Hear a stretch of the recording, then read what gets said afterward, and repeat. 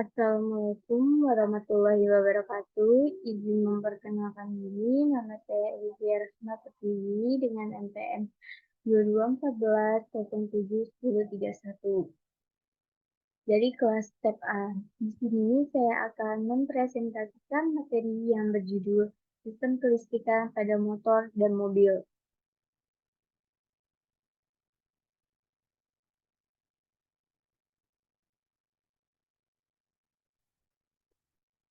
Sistem kelistrikan pada motor.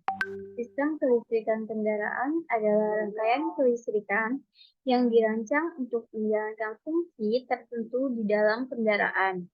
Sistem kelistrikan pada sepeda motor merupakan suatu sistem yang mengontrol sumber tenaga dari aki atau yang biasa disebut dengan baterai pet untuk menggerakkan berbagai bagian pada sepeda motor.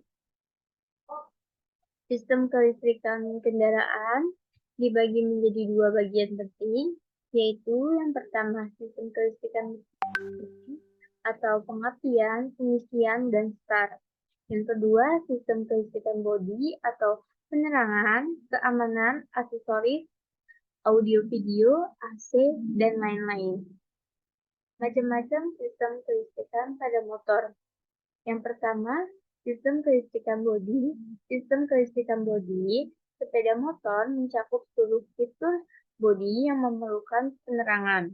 Sistem kelistrikan bodi sepeda motor antara lain yaitu lampu depan termasuk lampu sorot rendah dan tinggi, lampu sen, lampu rem, klakson, dan lampu yang berbeda. Komponen pada sistem kelistrikan bodi ini terdiri dari 4 bagian utama, yaitu power source atau aki, baterai atau yang sering disebut aki, merupakan sumber arus utama di dalam kendaraan. Namun, pada sepeda motor, aki tidaklah bertugas sebagai power source yang utama. Yang tugas utama sebagai penyedia arus listrik adalah spool. Sementara aki bertugas sebagai source pada sistem starter dan pada sistem elektrikal lain saat mesin mati. Yang kedua, saklar. Saklar adalah alat input untuk mengaktifkan atau menonaktifkan suatu sistem kelistrikan. Pada kelistrikan bodi, hampir semua sistem ada saklarnya, sehingga sebuah sistem, misalnya klakson, bisa dinyalakan saat ada halangan di depan. Yang ketiga, beban. Beban merupakan komponen utama untuk mengubah energi listrik menjadi energi yang diinginkan. Misal, pada lampu menjadi cahaya dan pada klakson menjadi suara. Yang keempat yaitu wiring. Wiring merupakan komponen yang menghubungkan semua sistem kelistrikan bodi dari power source menuju saklar dan menuju beban tanpa tertukar dan tanpa konsleting. Cara kerja dari sistem kelistrikan bodi itu tergantung kita selaku pengemudinya. Ketika kita menekan saklar yang ada di stang sepeda motor, maka sistem kelistrikan bodi kendaraan akan otomatis aktif. Kemudian listrik mengalir dari sumber listrik ke beban. Beban langsung mengubah energi listrik menjadi energi yang diinginkan, misalnya cahaya dari lampu. Yang kedua, yaitu sistem pengapian CDI. Sepeda motor konvensional menggunakan sistem pengapian jenis CDI atau pengapian pelepasan kapasitor. Pengapian CDI menggunakan elemen kapasitor yang mampu menyimpan dan melepaskan elektron dalam jumlah tertentu secara alami.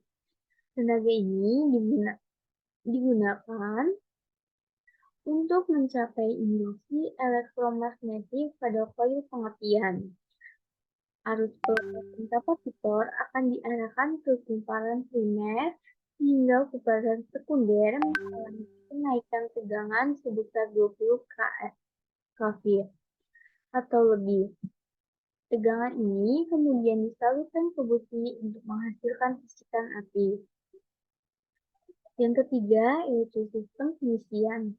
Sistem pengisian pada sepeda motor hampir sama dengan mobil. Hanya saja pada sepeda motor bagian-bagiannya lebih sederhana.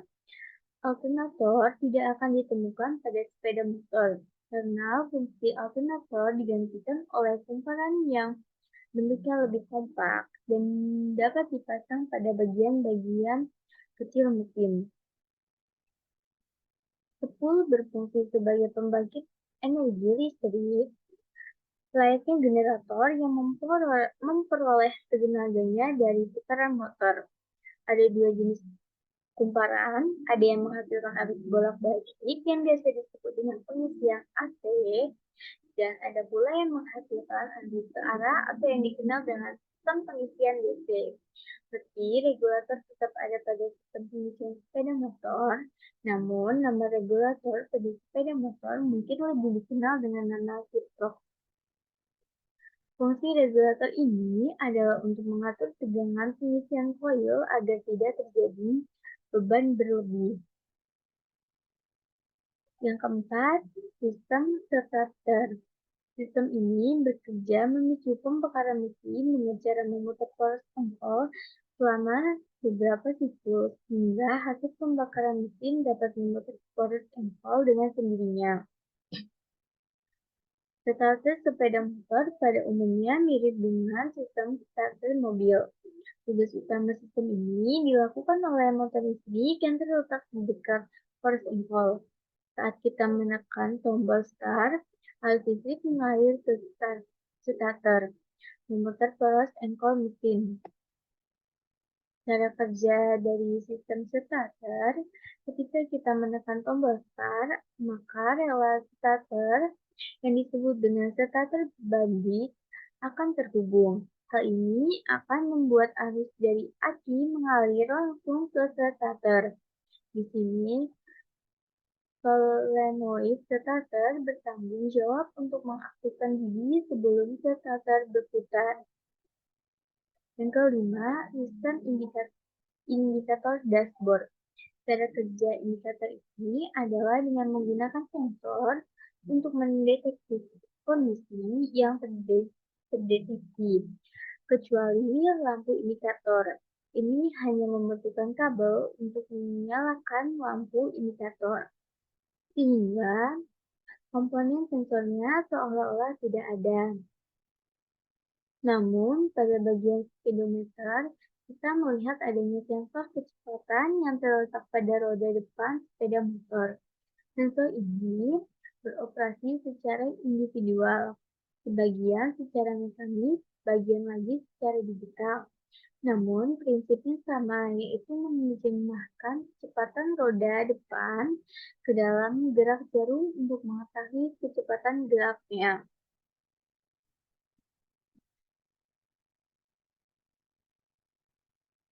Contoh soal 1. Sebuah motor listrik memiliki daya 500 watt dan tegangan operasional 220 volt. Berapa besar arus listrik yang mengalir dalam motor tersebut? Jawaban, kita dapat menggunakan rumus dasar hukum Ohm yang menyatakan bahwa daya atau P sama dengan hasil perkalian tegangan atau I dengan arus atau I. P sama dengan V dikali I. Dikali daya 500 watt, tegangan 220 volt, ditambah I.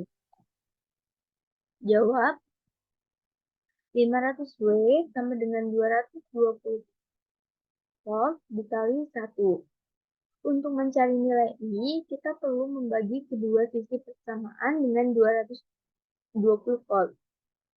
I sama dengan 500 W dibagi 220 volt sama dengan 2,27 ampere.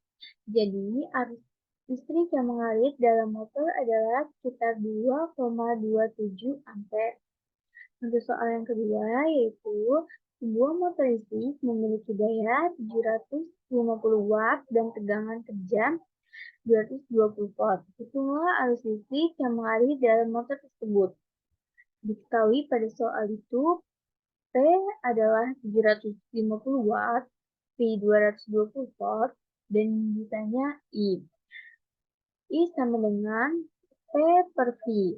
I sama dengan 750 dibagi 220, I sama dengan 3,41 ampere. Jadi, arus listrik yang mengalir dalam motor tersebut sekitar 3,41 ampere. Sistem kelistrikan pada mobil. Secara definisi, kelistrikan mobil merupakan suatu rangkaian kelistrikan yang disusun untuk menjalankan fungsi pada sebuah mobil. Segala sistem atau fungsi yang memerlukan daya listrik pada mobil sudah termasuk dalam sistem kelistrikan mobil. Macam-macam sistem kelistrikan mobil. Yang pertama yaitu sistem kelistrikan mesin. Sistem kelistrikan mesin berhubungan dengan semua rangkaian kelistrikan yang ada pada mesin mobil. Fungsi sistem kelistrikan mesin adalah membantu mesin beroperasi lebih efisien. Misalnya pada busi. Busi dapat menimbulkan bunga api listrik karena terjadi proses pengubahan energi listrik menjadi energi api. Perubahan ini dilakukan pada rangkaian sistem kelistrikan mesin. Selain busi, terdapat beberapa titik kelistrikan pada mesin yaitu A. Sistem starter. Sistem starter merupakan rangkaian kelistrikan yang berfungsi dalam proses cranking mesin. Cranking adalah putaran awal yang membuat poros engkol mesin berputar, sehingga pembakaran pertama mesin bisa terjadi. B. Sistem pengisian. Sistem pengisian adalah sistem kelistrikan yang menyediakan suplai arus listrik untuk sistem kelistrikan mobil. Sistem pengisian mengubah sebagian putaran mesin menjadi energi listrik melalui sebuah dinamo, sehingga kebutuhan listrik mobil selalu tersedia. C. Sistem pengetian. Sistem pengetian merupakan skema kelistrikan untuk membuat mesin mengeluarkan percikan api ketika langkah usaha. Untuk melakukan proses sistem pengetian memanfaatkan induksi elektromagnetik untuk menaikkan tegangan baterai 12 volt. Yang D. Glow plug system atau diesel. Glow plug atau busi pijar adalah pemanas ruang bakar yang berfungsi untuk menaikkan suhu ruang bakar mesin diesel pada saat suhu mesin masih dingin, sehingga proses starting tidak terganggu. Sistem EV. Sistem EV atau sistem injeksi merupakan rangkaian kelistrikan terpadu atau IC yang berfungsi untuk menyuplai bensin ke mesin dengan volume yang ideal pada segala kondisi. F. Sistem common rail atau diesel. Common rail merupakan skema kelistrikan terpadu yang mengatur suplai solar ke dalam ruang bakar dengan volume ideal pada segala kondisi. Common rail hampir sama dengan sistem EV, namun digunakan pada mesin diesel. Yang kedua, sistem kelistrikan bodi. Sistem kelistrikan bodi merupakan rangkaian kelistrikan yang terdapat pada bodi kendaraan. Sistem ini terpisah dari mesin, namun tetap berbagai sumber tenaga yang sama. Sistem kelistrikan tubuh juga mempunyai beberapa poin yaitu sebagai berikut. Yang pertama, sistem penerangan eksterior. Sistem penerangan eksterior berfungsi dalam hal menerangi bagian luar mobil. Contohnya lampu head, lampu kabut, atau lampu peta. B. Sistem penerangan interior. Sistem penerangan interior berfungsi dalam hal penerangan kabin mobil. Contohnya lampu interior kabin yang bisa dinyalakan secara manual atau melalui tombol atau otomatis saat membuka pintu mobil. Yang C. Sistem peringatan. Sistem peringatan adalah skema kelistrikan yang akan memberikan tanda atau sinyal ke pengendara lainnya.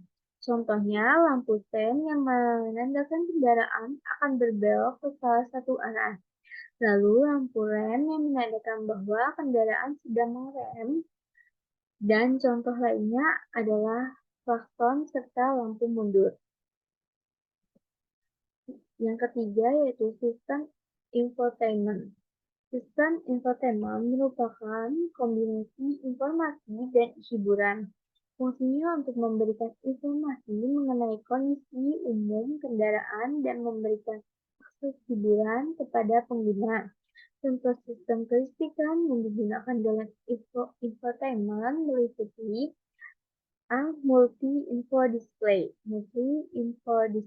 atau MID yang lebih familiar disebut dengan speedometer. Dia tidak hanya menyediakan data kecepatan mobil, namun ada lampu indikator oli, indikator airbag, indikator fuel, dan indikator check engine. Yang B, audio dan video. Audio seakan menjadi fitur wajib pada mobil, karena dengan fitur ini pengguna dapat memutar lagu serta mendengarkan radio. Di versi terbaru disediakan panel LCD untuk memutar konten video. C. USB port dan cigarette lighter. Fitur ini digunakan sebagai pengisi daya ponsel. Mayoritas pengguna ponsel pintar membuat mobil juga memiliki stasiun pengisian daya ponsel yang aktif. Yang keempat yaitu sistem kelistrikan chassis. Sistem kelistrikan chassis merupakan rangkaian kelistrikan yang terletak pada chassis dan sistem transmisi mobil. Sistem ini memudahkan dan memaksimalkan transmisi tenaga dari mesin ke roda. Jadi, selain lebih irit bahan bakar, mobil juga jadi lebih aman. Contoh sistem kelistrikan chassis antara lain yaitu sistem ABS atau EBD. Sistem ABS berfungsi untuk mencegah terjadinya slip saat kita menginjak pedal rem. Sementara EBD membantu mendistribusikan tenaga pengereman sesuai beban pengereman yang diperlukan. Yang D,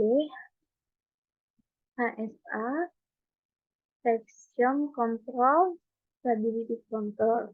Pada SUV, fitur ini akan ditemui. Fungsinya untuk membuat mobil tetap aman ketika berada di trek penggunungan.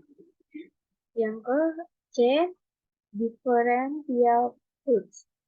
Pada mobil penggerak AWD biasanya akan ditemui elektronik differential hoods yang berfungsi untuk menghubungkan dan memutuskan salah satu diferensial pada mobil. Yang B, transmission solenoid. Dan sistem transmisi otomatik memanfaatkan solenoid untuk memindahkan gigi. Dan kinerja solenoid ini juga diatur oleh sistem chassis. Sistem keamanan dan keselamatan. Sistem keselamatan mobil modern tidak lagi menggunakan benda mekanis, tetapi menggunakan beberapa rangkaian listrik agar lebih efisien. Contoh sistem kelistrikan di bidang keselamatan dan keamanan ada antara lain. Yang pertama itu ada back floater control. Sistem airbag merupakan sistem pencegah cedera saat terjadi kecelakaan. Kantong udara akan mengembang untuk menghindari benturan di area kepala. Dan back inflator control merupakan rangkaian elektrikal yang mengatur kapan kantong udara akan mengembang. Yang kedua itu immobilizer. Sistem anti-maling saat ini sudah menggunakan kunci kontak berbasis frekuensi. Kunci immobilizer memancarkan gelombang ke mobil. Kalau gelombang tersebut cocok, maka mobil akan bisa dihidupkan. Namun, kalau tidak, mobil tidak akan dapat dihidupkan. Yang ketiga yaitu alarm system. Sistem alarm adalah sebuah peringatan yang diberikan kepada orang yang ada di dekat mobil untuk menandakan adanya gangguan fisik pada mobil. Contoh saat mobil tersentuh oleh tangan menjahil. Fungsi sistem kelistrikan mobil. Yang pertama, itu memungkinkan busi bisa menyala sehingga mesin dapat bekerja.